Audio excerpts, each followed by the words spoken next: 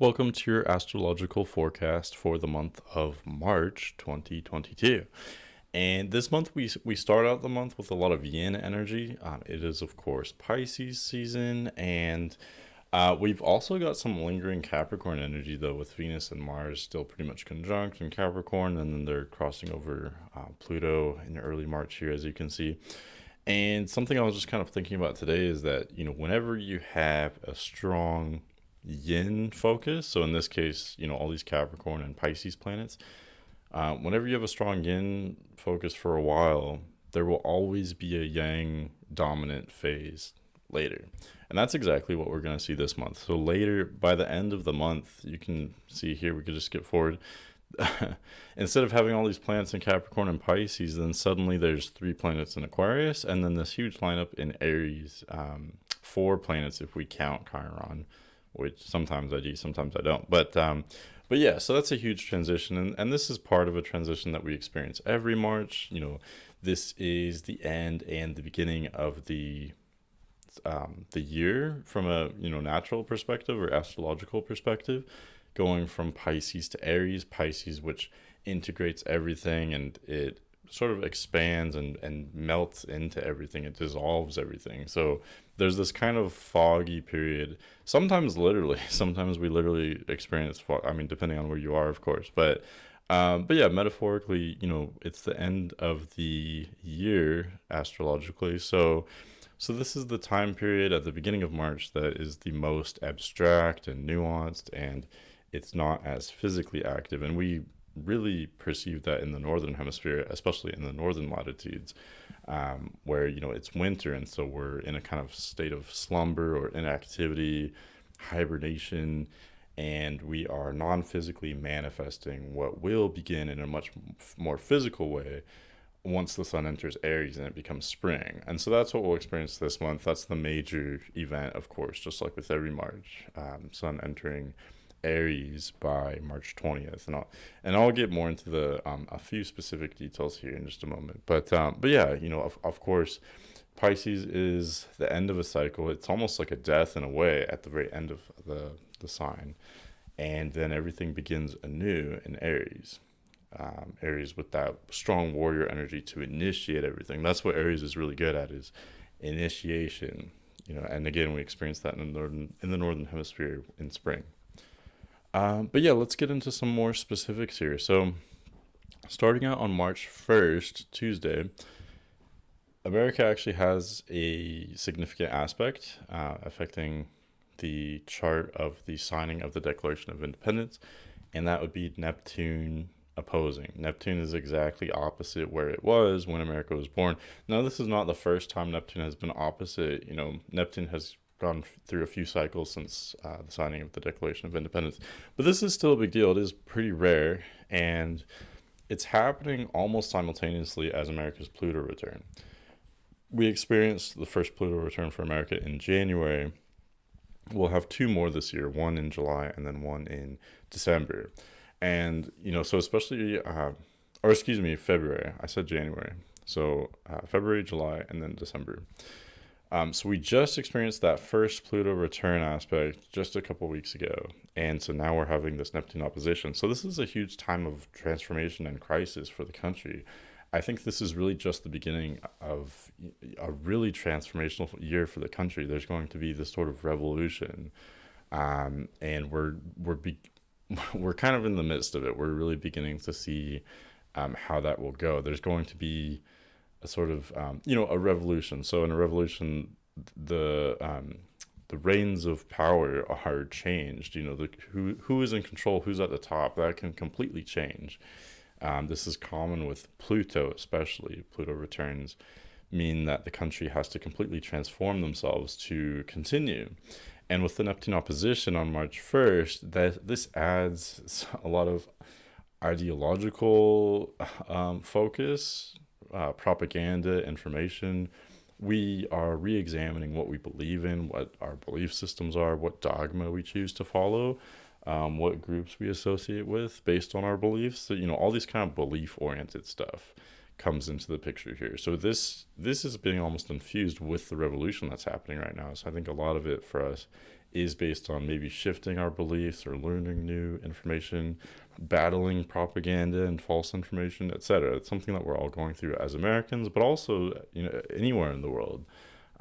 This not only affects, the United States, it affects the whole world, really. So that's a big thing that's happening in March. And again, it's really just kind of the beginning here. We're really getting into the midst of it now. Going forward to March 2nd, we've got a new moon in Pisces. So this really begins the Pisces season. Pisces season, of course, starts when the sun enters Pisces, but we get a kind of double dose, like a new kick of Pisces energy when we get that new moon. So it really adds some kind of fogginess. Again, Pisces has so much on its plate. It's, during Pisces, we incorporate and integrate the lessons and experiences we've had throughout the whole year, throughout the whole past cycle. But we're also making room for the new cycle. We're, beginning to manifest on a subconscious level the new cycle. So Pisces is this huge transformational period. And the new moon in Pisces just really begins that even more. I think this is going to be a particularly heavy Pisces season because we do have Neptune and Jupiter there, both of which sort of rule Pisces or have a connection with Pisces at the very least. So especially once we have this new moon on March 2nd in Pisces, it's a mixed bag. Pisces is such a mixed bag. It can be, so peaceful, and it can be great for gaining perspective, gaining, spiritual consciousness and awareness. All of that can be really great. But on the other hand, it is the sign of fog, like I said, and dissolution, dissolving. So it can make things very unclear. And it's almost like we're in a haze, we're confused. We're almost kind of in a slumber while we're in a Pisces heavy transit. And the fog will lift, as I kind of alluded to before, once we get into this really strong Aries transit that's going to start, toward the end of the month. So yeah, it's really interesting, and that's something I was touching on too, is that you go from yin to yang. So a strong yin, this really strong yin phase that we're in right now, it means that we're processing something. We're taking well, I want to say a restful, the yin energies are kind of less overtly active. They're more kind of subdued. They kind of think before they act because they're more selective on what they use their energy for and what they act on. Okay, so they're typically restful periods, but again, that time of inactivity leads to a time of yang dominant energy where all that strategy or that rest that was done during the yin phase is kind of unleashed and let go. The yin phase is a breath in, and then the yang phase is a breath out. So it's almost really interesting. Things are kind of intensifying and contracting right now, but that's just going to lead to an even more active and kind of crazy yang phase in the later part of the month. So this new moon anyway is just kind of beginning more fogginess, more dreaminess, more being kind of subdued, dealing with spirituality, but also deception, etc. So that we're still in the midst of this fog, of this relatively inactive period. And I say inactive, I mean, there's so many things going on right now, but it's really not. It's really about like the energy's kind of contracting, or there's like that tension. There's that. It's almost like you're kind of cringing or like going into yourself, sort of. Pisces goes into itself. The focus is more internal. It's more like stressed almost. Will only kind of reach out and expand outward in the yang phase. Let's go forward to March 6th, Sunday. This is really interesting phenomena. So Venus and Mars will enter Aquarius and then immediately conjoin at 0 degrees Aquarius. So they've done this weird thing where, Venus retrograded in much of January, and it went direct, and by that time it was still ahead of Mars, but then Mars caught up to it because Venus was just beginning to gain momentum after going retrograde. It was just beginning to go stationary direct, and so that caused Venus and Mars to be conjunct for most of February and most of March as well through Capricorn, and then they enter Aquarius pretty much together, which is really rare and kind of bizarre but beautiful. So having Venus and Mars, it's they're a very kind of sexual group, very much about desire and attraction, about pleasure. And so they were bringing that energy to Capricorn for the last month or so, really. They were bringing that desire and ambition and attraction to our goals, to our structure, to our commitments, to what hierarchies we choose to belong to, etc. Now that they enter Aquarius, the focus shifts quite a bit, and this is kind of exciting because again, it's the Yang energy. So it's almost like things become lighter when the planets enter a Yang sign like Aquarius. There's more room to kind of breathe and to be impulsive and spontaneous, to be action oriented. And in Aquarius, a lot of the themes are similar to Capricorn. Both of these signs are ruled by Saturn. So again, it is still about structure and duty, obligation, tradition, etc. But again, Aquarius is lighter, and Aquarius is an air sign. Air signs always deal with duality. And so Aquarius does deal with the strict tradition, the obligations, the commitments, the structure, etc. They still deal with all those Capricornian themes, but then they also incorporate this dualistic nature of having to incorporate their own self-expression and spontaneity, their own rebelliousness. And that's why they're really the sign of rebellion, is not because they are completely immersed in their own self-expression like we might see with Aries or Leo, but it's because they're also very much aware of the status quo and the group and obligations, the far future, etc. So this boils down to a lot that's happening, but Venus and Mars are basically spicing up our groups, our online activities, what groups we affiliate ourselves with, also our long-term plans. Capricorn is long-term plans, but it's mostly like I don't know, planning like in a physical way, so like in a very literal way. So like, what kind of job are you going to have? What kind of house are you going to have? These kind of basic foundation points. But in Aquarius, it becomes more broad and more abstract. So it's kind of like, what world do you want to live in? What people do you want to be with in your life? That type of thing. It's like world building. In Aquarius, we realize that we can't just do things alone. Capricorn does things kind of alone, or it's kind of the boss in a way. But in Aquarius, we realize, well, we actually want to incorporate other people into our goals and our plans. And, we can simultaneously help others achieve their plans and also have them help us achieve ours, and together build a whole new world of sorts. So anyway, these are the themes that Venus and Mars are exploring. They're bringing attraction and desire, ambition and pleasure to groups, long-term plans, and online activities as well, technology. So that'll be definitely interesting here. And let's go forward to Wednesday, March 9th. Mercury enters Pisces. I'll just cover the ingresses for this video here. So Mercury does enter Pisces kind of later in the day. And Mercury in Pisces is the only placement where it is both in detriment and in fall at the same time.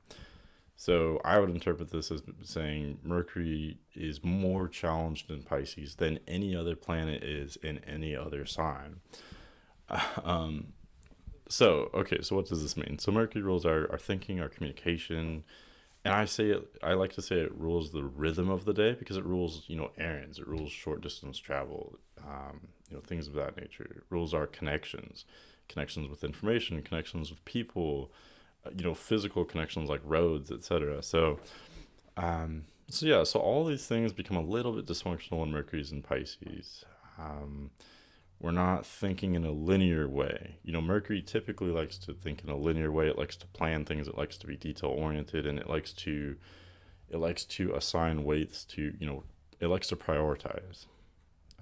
It likes to prioritize and assess things and kind of measure everything, I guess. But Pisces isn't about any of that at all. It's not about measuring things. Pisces is subjective. Pisces likes to embrace, whatever it feels in the moment. It kind of melts into it. It dissolves things. It doesn't divide and categorize and measure like Mercury would like to do, like it would do in Virgo or Gemini. So all this is really to say that with Mercury in Pisces, the downside is it may be hard to be objective. It may be hard to be, analytical, or to think critically, plan in a detailed way, in a linear way. And and all, I guess, I don't know if this is a positive or a negative, but it makes everything more spontaneous. Mercury in Pisces doesn't really plan things. It kind of just lets the chips fall where they may. And not only is it more spontaneous, but it's also more creative and spiritual as well. So that's kind of the silver lining, is that yes, we are maybe not thinking or communicating in a normal or expected way, but that very nature of that energy allows us to go down a path that we might not normally go down, or be open to a different type of idea, maybe kind of some weird information or a strange interaction that we might not otherwise be open to. And there's a lot of rich information and experiences when we are that open, and when we are able and willing to do things a little bit differently than we maybe typically would. Um, so anyways, to kind of summarize this, for the next couple of weeks with Mercury and Pisces, and it is only a couple of weeks too. Mercury is going very fast now. It's done with the retrograde. It's out of the post shadow. We're really cruising now. So Mercury's only going to spend a couple of weeks in Pisces. It's not going to be there very long at all. And yeah, so for these next couple of weeks, it may be hard to define things, to categorize things, to plan things, but that's why we look at astrology, so we can know these things and act accordingly. So we can embrace, maybe the creative side of things, the intuitive side of things, maybe open ourselves to new information, etc. for the next couple weeks. Okay, let's go forward to March 18th. This is when we have, let me go to noon on March 18th. This is when we have, let's see here. So we have the only full moon of the month, and it looks like it happens very early on March 18th, Eastern Standard Time. So here you can see it's at 27 degrees Virgo. And so, okay, so the full moon in Virgo, whenever we have a full moon, it's not just about the moon in Virgo, it's about that opposition that it makes with the sun. Full moons are always exactly opposite the sun, 180 degrees. So it really brings up the themes and issues of the axis of both the signs, Pisces and Virgo. There's almost this kind of clash there between, in this case, Sun and Pisces, and Moon and Virgo. And so the themes that both Pisces and Virgo sort of explore is, for one, integration. Pisces, like I said earlier, integrates the whole zodiac cycle. It's the very last sign, so it has to integrate all of it, and it has to make room for and manifest the entire new cycle that's about to unfold. So that's a pretty large task.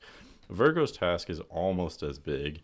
It's about halfway through the cycle. It's the 6th sign out of 12. And so its job is integration between the first half of the cycle and the last half.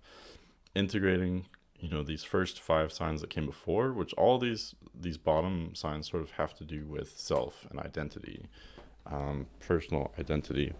And the last half of the zodiac, Libra through Pisces, has to do with the outside world, other people, society, etc., abstract, global themes or long-term themes. So Virgo is this huge transition point between those two hemispheres in a way. So all this is to say, a full moon in Virgo, which brings up both themes of Pisces and Virgo, has a lot to do with integration. So it's really important that we don't overwhelm ourselves, because Pisces and Virgo can both get a little bit crazy. They are both mutable signs, and they're the yin mutable signs. So they're very adaptable. They want to learn, each in their own way. But they can become so multifaceted. They can have so much contrast within themselves. Pisces with so much emotion, especially, and Virgo with so much mental energy, that they can both kind of get overwhelmed. They can both get kind of, crazy, for lack of a better term. And speaking of which, both these signs have to do with mental health as well. And I think that's directly connected to the fact that they have to do with integration. The better you can integrate what's happening to you, then the better you can learn more information and continue to grow, but also maintain your own mental health. And this is all what both these signs are about. They also have to do with physical health as well. I would say maybe Virgo more than Pisces, but it's two sides of the same coin. If Pisces is your mental or emotional health, and then Virgo is the physical health, there's no direct, boundary between the two. They both go hand in hand together. I think we can all see that and agree on that. That you can't have, maybe in only extreme situations can you have really great emotional and mental health, but then terrible physical health, or vice versa. They go hand in hand. So this is just something that we experience with this axis. So I'm rambling here, but the full moon in Virgo really has to do with integration. So we have to allow ourselves to do the things that allow us to integrate. I've done this spiel before, but it's really so important to rest and relax, or to do activities that allow us to go into those slower states of mind, because that's where the integration happens. And that's really crucial for intuition as well. Both Virgo and Pisces are excellent for building intuition, I think. So doing things that are creative, maybe artistic, because these things are really great at relaxing the mind. Or reading is really great because it's something that you can kind of get lost in your imagination. Reading would be much better than like movie or anything electronics based, because electronics kind of throw everything off mentally. They're not nearly as healthy. So doing something creative, reading, writing, going for a walk would be really good. Physical, like exercise, is really great for this. If you're more like physically oriented, that's really awesome, because that too just allows you to kind of zone out. So hopefully I've kind of delved into that enough that you understand. So yeah, this full moon, I don't know, it's really a mixed bag. I mean, it can be kind of crazy. Full moons can be, heightened activity, heightened energy. We're maybe a little bit more high strung. We have more accidents. We're more active with full moons. But it is in Virgo. Virgo is seeking moderation. It's trying to seek, refinement and organization. But then again, it's clashing with the Pisces sun, which is more, expansive and can get a little bit wild for sure. So I really don't. Some full moons are really great energies for like parties and or being social, being outgoing. I don't think this one is as good because, like I said, Virgo and Pisces they're kind of ending signs. So they're more wanting to kind of reflect and pause and think about things, maybe organize things, since it is a Virgo moon. So really, I think this would be a good time to, I guess I already covered it really, to allow yourself to rest and, or if you're not resting, you're, refining something, organizing, or I don't know, painting. You can work to some extent if it's something that's relaxing in nature, if that makes sense. So that's my take on this full moon. Kind of a mixed bag. It's hard to attack that without rambling. Okay, let's go forward to March 20th. The sun enters Aries, and it does so pretty much alone. You can see, Mercury's still in Pisces, Venus and Mars are still back in Aquarius. So the sun is kind of the lone pioneer entering Aries, and, by this time the moon is off, just entering Scorpio. But this is still a big deal. It's the first day of spring in the northern hemisphere, first day of fall in the southern. And for all of us, it's that initiation. It's the beginning of the new astrological year. And so this is a very powerful point. It's very refreshing. I think a lot of the time, approaching conjunctions or approaching the first day of spring. I know this isn't a conjunction, but I think there's a connection. But approaching the first day in spring, it's almost like things get heavier, things get more sometimes depressing or challenging. We kind of fold within ourselves more on those last few days of Pisces. But then the sun enters Aries and everything just kind of clears away and melts away. And it's almost like we're kind of born again in a way. I know that's a little bit of a stretch. We may not always experience this as extremely. But I think if you pay attention to the energies, you will notice what I'm talking about. That as the sun approaches the end of Pisces, we kind of die in a way. We really do. And then the sun enters Aries and we're born again. We have newfound energy, new stamina, new perspective, or a new openness to things. It's the Fool card in the tarot. We have this combination of wisdom from completing a cycle, but also openness to being, new at the game again to some extent. Um, so yeah, so that's really inspiring and uplifting. I think it's refreshing to, you don't completely reset to zero. You still have the knowledge that you gained from the last cycle, but I think there's some kind of baggage that's kind of lifted when you enter Aries. So that's really powerful, and that's what allows you to have that confidence that Aries is known for, and that expansion, that pioneering energy to do it all over again, to start a new cycle in a completely new way, to start another not circle, to start another layer of the spiral, I guess, since everything is a spiral, consciousness is a spiral. Okay, and last thing I want to talk about in this video, last ingress in this month, is Mercury entering Aries. And yeah, so I think we kind of get off lucky now, because again, Mercury in Pisces is a mixed bag. I did talk about the benefits of it. You can be open and get new ideas and everything, but at the end of the day, it's still a challenging placement in Pisces. So now that Mercury's in Aries, Mercury is in joy in the first house, which first house has connections to Aries. So I kind of say that Mercury is in joy in Aries, and when you apply the joys that way, the planetary joys, they make sense to me anyway. So in other words, what I'm trying to say is Mercury in Aries is a happy placement. It's a fun placement because Mercury, likes to think and organize and plan. It's how we communicate. And in Aries is so confident.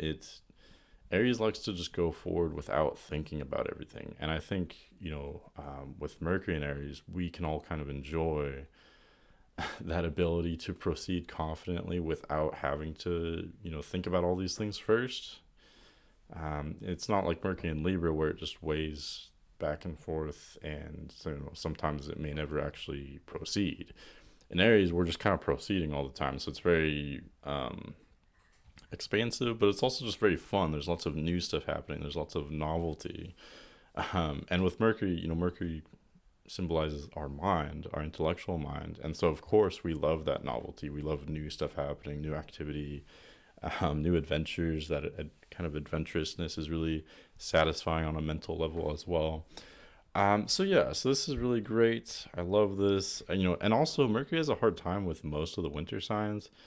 I think it does actually pretty good or pretty well in Scorpio, but then after that, it's in detriment in Sagittarius. Capricorn is kind of awkward. Capricorn's so big picture and long term, and Mercury likes to be in the present. Aquarius, it does pretty well, so much so that some people would say it's exalted, but to me, it's still kind of out of place. Like, all these winter signs are so global and so abstract and so much about kind of manifesting on a non-physical level, and Mercury is so kind of small picture and so detail oriented and in the moment. So it really doesn't click with any of these later signs, from Sagittarius to Pisces, in my opinion. And so once it enters Aries, I think there's this relief that we can be maybe more, have like almost a youthful energy, and we can approach things in a new way. I don't know. Does that make sense to anybody? It makes sense to me. But yeah, something about the mental or intellectual energy is kind of refreshed, I think, as we get into spring in the Northern Hemisphere with Mercury going through Aries. Yeah, and then I just wanted to show you one thing before I end this video. So as we go to the very end of March, now you can see the yang dominance that I was talking about. So like, go back a month and the focus is mostly in Pisces and Capricorn. And then by March 31st, we've got, this stellium in Aries, 3 planets in Aquarius, which I don't know if you want to call that a stellium or not. But yeah, especially by the Aries New Moon, April 1st, that's pretty powerful, having all these Aries planets. And it's hinting at something that's to come in the mid-2020s. We're getting there. The early 2020s are very heavy. There's a lot of Capricorn, in particular, but also just yin energies in general. But by the mid-2020s, there's going to be a shift, and there's going to be more clusters like this. You can see how all the planets are starting to cluster in one side. There's going to be some pretty wacky abstract aspects, pretty crazy stuff happening, and a lot of it's yang dominant. There's going to be a lot of air and fire starting in 2025, especially, but we're getting glimpses of it. We're approaching it. So really interesting things to come for sure. But yeah, stay tuned. This is something I'm experimenting with. I don't know if you prefer weekly forecasts or monthly or both.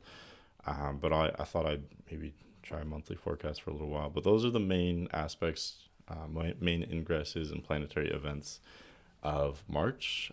Stay tuned for next month. And as always, if you feel like contacting me, you can email me at manic.mercurian@gmail.com. Thanks for watching, and I'll see you later.